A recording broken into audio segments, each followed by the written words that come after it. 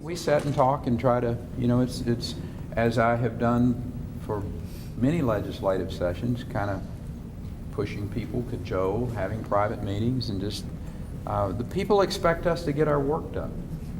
I mean, the last thing I think folks want to go home to is say, even Washington is functioning with a budget. You can't. We've worked here long enough that the members, they full well know to not be asking those kind of questions, because the fact is I haven't looked at a substantial amount of the legislation yet. And you know me, I'm not going to tell somebody I'm going to veto something or sign something until we've had time to really look at it in detail.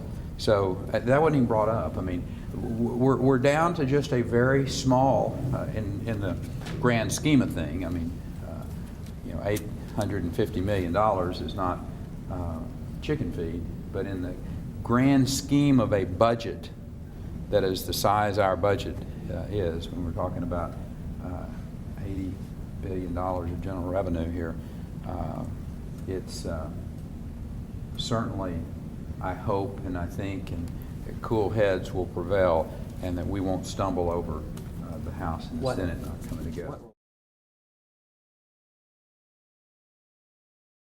I think it is always wise for people who are elected by the general public to listen to the general public.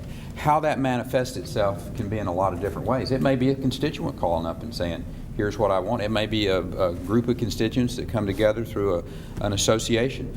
So, I mean, I hope nobody gets the idea that they come here and all by themselves with no influence and no response from outside groups write the budget, because at the end of the day, I think they will be sorely disappointed when they go back and say, how'd I do?